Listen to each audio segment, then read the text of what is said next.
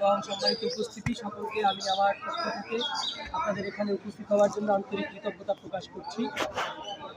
আপনারা নিশ্চয়ই অবগত রয়েছেন চট্টগ্রাম বিশ্ববিদ্যালয় প্রশাসনের যে লাগামহীন নিয়োগ এবং এই নিয়োগের অস্বচ্ছতাকে ঢাকবার যে অপপ্রচেষ্টা, সেই অপপ্রচেষ্টাকে আমরা উন্মোচন করার জন্য এবং তদন্ত সমাপ্ত না করেই দুদক কর্তৃক যে অস্পষ্ট ব্রিফিং কালকে প্রদান করা হয়েছে, এসব উল্লেখপূর্বক আমাদের কাছে যে সকল প্রমাণাদি এখন পর্যন্ত আমরা স্পষ্টভাবে পেয়েছি, এগুলো উপস্থাপন সহ নিয়োগের ব্যাপারে সার্বিক বিষয়ে আজকে এই সংবাদ সম্মেলনে আমার পাশে উপস্থিত রয়েছেন চট্টগ্রাম বিশ্ববিদ্যালয় সংস্কার আন্দোলনের ব্যানারে আন্দোলনরত বিভিন্ন বিভাগের শিক্ষার্থীবৃন্দ, যারা এখনও পর্যন্ত প্রথম দিনের কর্মসূচি থেকে এই চট্টগ্রাম বিশ্ববিদ্যালয় প্রশাসনের অস্বচ্ছ নিয়োগের ব্যাপারে নিজেদের কণ্ঠ জারি রেখেছেন এবং কথা বলে এসেছেন।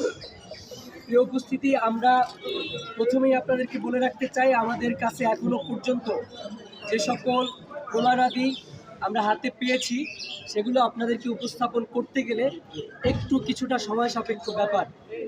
এমনও দুর্নীতি, এমনও অনিয়ম চট্টগ্রাম বিশ্ববিদ্যালয় নিয়োগকে কেন্দ্র করে হয়েছে, যেটার প্রমাণ আমরা আপনাদেরকে দিতে গেলে শুধু 111 পৃষ্ঠার একটা PDF আমাদের কাছে এসেছে। সেটা যদি আপনাদেরকে অক্ষরে অক্ষরে লাইন বাই লাইন ধরে ধরে পড়ে শোনাতে যাই, অনেক বেশি সময় সাপেক্ষ ব্যাপার। সেদিকে না গিয়ে আমরা চেষ্টা করব মূল কথাগুলো, মূল আলোচনাগুলো আপনাদের সামনে উপস্থাপন করবার।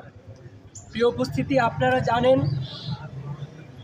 চট্টগ্রাম বিশ্ববিদ্যালয় বর্তমান যে প্রশাসন রয়েছে, তারা জুলাই গণ অভ্যুত্থান পরবর্তী সময়ে নিয়োগপ্রাপ্ত হয়েছে, দায়িত্বে এসেছিলেন।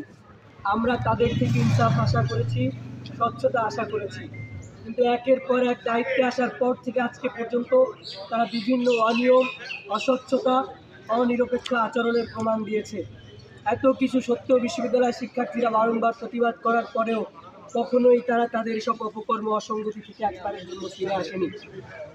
আপনারা জানেন চট্টগ্রাম বিশ্ববিদ্যালয়ে এই মুহূর্তে নিয়োগকে কেন্দ্র করে বিভিন্ন বিভাগ থেকে সহযোগী অধ্যাপকগণ সহ বিভিন্ন শিক্ষার্থী আমাদের সাথে যোগাযোগ করেছে, তাদের কাছে প্রমাণ রয়েছে, কিন্তু তারা নিজেদের পরিচয় প্রকাশ করে সেসব প্রমাণ সামনে আনতে তারা সাহস পাচ্ছেন না। চট্টগ্রাম বিশ্ববিদ্যালয়ের দুজন উপাচার্য, একাডেমিক জনাব শামীমউদ্দিন খান এবং প্রশাসনিক জনাব কামাল উদ্দিন, তারা চট্টগ্রাম বিশ্ববিদ্যালয়কে নিজেদের ব্যক্তিগত সম্পদ মনে করে কবজাবন্দি করেছেন।